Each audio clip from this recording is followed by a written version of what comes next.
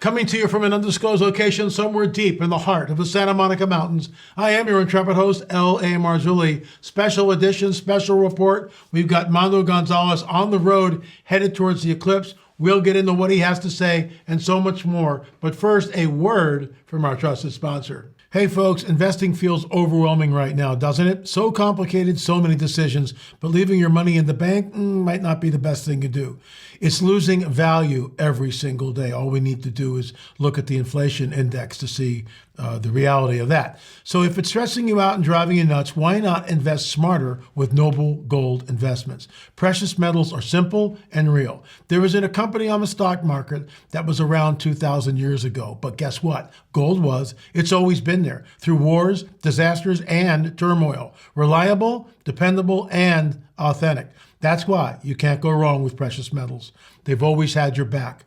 Noble Gold Investments America-based experts will show you how to set and forget your IRA or 401k. You'll get a dedicated professional assigned to you. No hassle, no call centers. This month, Noble Gold Investments is giving a free quarter-ounce gold standard coin with every qualifying IRA investment. Visit noblegoldinvestments.com to claim your gold coin. That's noblegoldinvestments.com. Folks, we invested a couple of years ago, and I got to tell you, I am really glad that we did. Gold is going through the roof. Once again, that's noblegoldinvestments.com. So Mondo, you're on the road. Welcome to the show. Brad Brady is next to you. Graham is in the back seat. And I just love this because it's just so edgy. Where are you right now? And you guys are driving to the Eclipse. Let's start there. Yeah, we are in eastern Oklahoma. We are heading to Arkansas, where the path of totality will be going. We had plans actually to be south of Dallas in Texas. And we've been watching the weather for the past few days, and today we had to make the decision. 100% cloud cover down in Texas, so that got blown out of the water. So this is our alternate plan, and so we will be north of Little Rock in that area for the totality, and we're driving today because we know that 30-some million people are going to be on the roads tomorrow exactly. For the eclipse. We don't want to be in the traffic. Well, let me ask you this. Are you bringing any telescopes, any photographic equipment with you to, what are we looking at here? So, yes, we have. We've been practicing getting things dialed in. Yesterday, we have 2 telescopes that we're bringing. One of them is a dedicated solar scope with a hydrogen alpha filter on it, a couple of them actually. So it's amazing, even what our practice runs were doing yesterday. What we were able to see, we're seeing prominences launching off the side of the sun, 3 times the size of the Earth. Absolutely stunning. And then we have another scope which is going to just see things in white light. And we're seeing some major storm activity, sunspots and stuff. So we plan on getting some of that, as well as, if we can, get some landscape photography, because some people might know this, but during the eclipse, during totality, when it gets dark, there will be all the planets. The planets will all be lined up on the ecliptic. Not all of them will be able to be visible, but all the big ones, Jupiter, Saturn, Mars, will all be visible and all lined up with the sun. It's actually a pretty amazing astronomical event for sure. Yeah, it is. Even as some people know, this last thing is there's a comet called P12 comet. It's got a nickname of the Devil's Comet because about 6 months ago it had a couple jets flying off, which people have made the name of the Devil's Comet because of the horns. It doesn't look like that anymore, but the comet will also be visible, or at least it'll be there. You might have to use binoculars to see it, but we're hoping it shows up. No one knows exactly its brightness level during the eclipse. Let me ask you this, and thanks so much for coming on. This is just a great interview. You're an amateur astronomer, so this is why you and Brad and Graham are headed down there with the telescopes to photograph everything. Your Psalm 19 project is just incredible because of what it shows. Just some of those photographs that you've taken of the universe, showing the handiwork of God. they're just amazing, and I can't wait till the book comes out, so to speak. But there's so much scuttlebutt going around on the internet. It's an X over America. This is God's judgment. These are signs in the heavens. The Moedim, and I mean, I get all that. But cool heads need to prevail, and we not be given a spirit of fear, but we're also watchmen and watchwomen. Some of the ladies are looking at this stuff too. What are your thoughts? What do you think will happen tomorrow? Well, I can tell you exactly what the eclipse means, because it means that the moon is going to be in front of the sun and cast a shadow on the earth.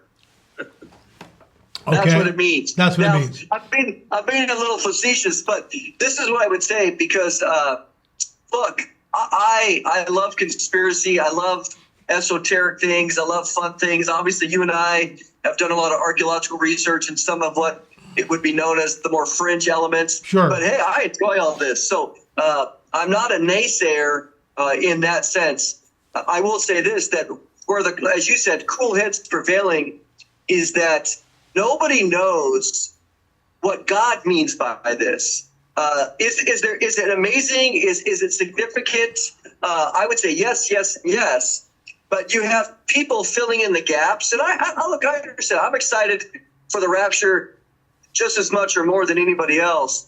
And so, what I'm seeing in the church right now is a couple things that are sad. One of them is people are saying, and they're declaring what they think it means. And they're speaking for God in many ways, but then sadly they'll turn around and go, well, I'm not speaking for God. I didn't say I'm not predicting anything, but in reality, we know where they're coming from. And so unfortunately, they'll give you all these calculations and all these interesting things. And then they'll say, this, but I'm not making any predictions. So they're doing everything but, which is kind of sad. But secondly, there's a lot of acrimony that's now happening in the church. So the devil's loving this. He's loving the Christians arguing back and forth. Sure. And so my attitude is, look, this is amazing. It's cool. It's an astronomical site. It's a very unique event. What does it mean? I have no idea. Nobody knows what it means. Does that mean I'm dismissing it? No, actually, I'm not dismissing it. I'm going to be right there at front row seats. But the other challenge that you have is what people need to remember is in Genesis 1, we know that God put these for signs and seasons and different things. Sure. And most of those are normal calendrical on the calendar dates that tell you when the seasons are and other things. And so you have that. But oftentimes people are going to say every eclipse is it's of a negative. That's just simply not true. Wait. Let me. The other Mondo. This last comment here. Let me. You just froze. Say that statement again because it was really important. And you just froze. Say that statement one more time, please. What I was saying was, is that people are saying that every eclipse, whether it's a solar or lunar, is an omen of some type, right. And that's just simply not true.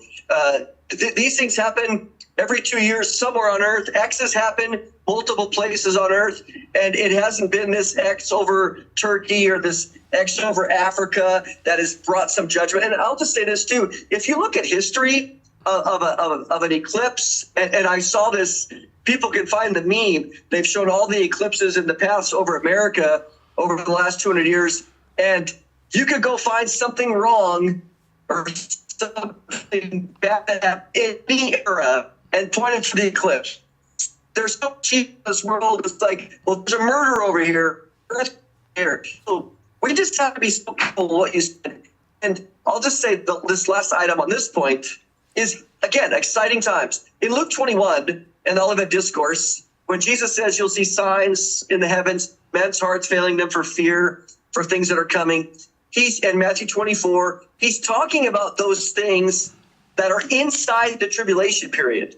He's not talking about an eclipse that happened in 2017, that these signs in the heavens, because the signs in the heavens go back for the last 2,000 years.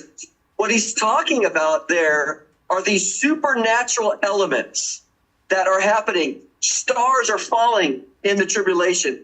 Meteors are landing. The sun is going dark, 1/3 and complete darkness. And in fact, right before he returns, the sun, the moon, and all the stars. Can you imagine this? Yeah. All the stars go dark. That's not natural. Yeah, that's at all. Yeah, how does he do that? Let me ask you something here.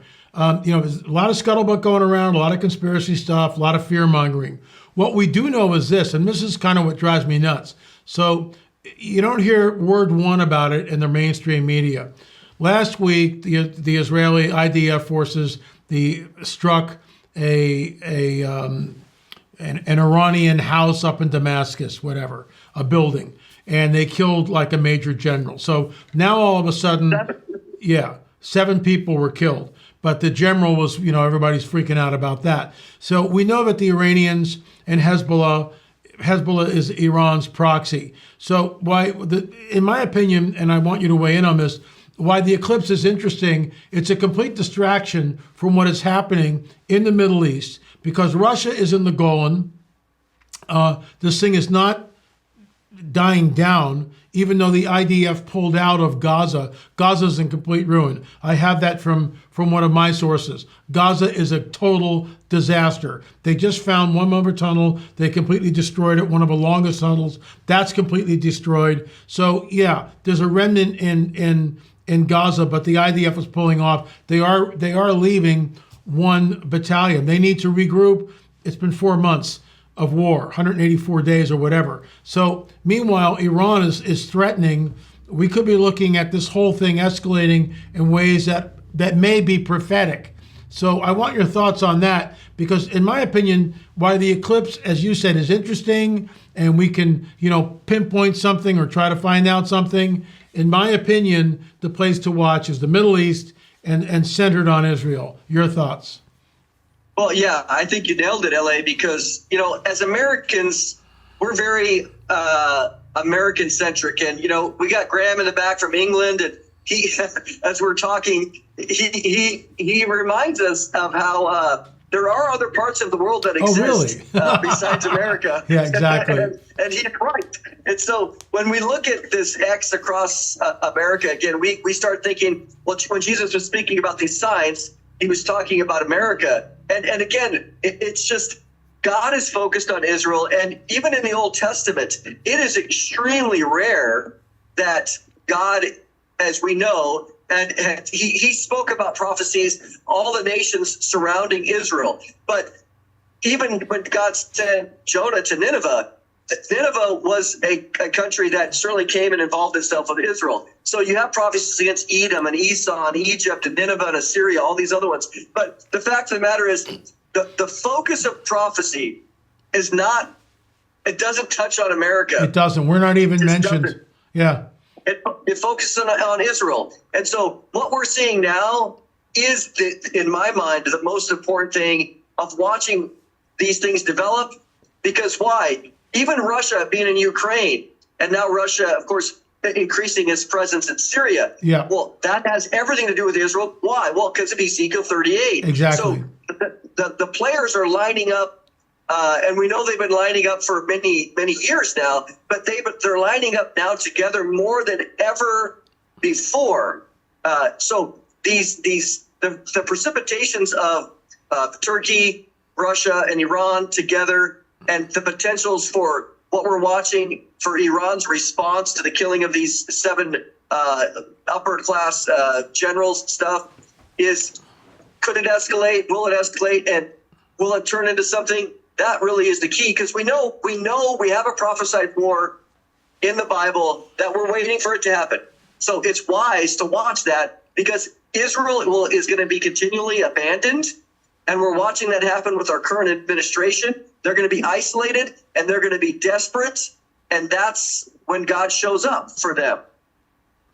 Well said. And I'm just going to leave it at that. I hope you get back to us later in the week with a report, what the eclipse looked like. I mean, I find that, the fact that all the planets are lining up, that in itself is pretty amazing. But we've seen this before, and this is why cool heads need to prevail. In my opinion, the place to watch is Israel. Mondo, thanks so much for coming on the record. Drive safe.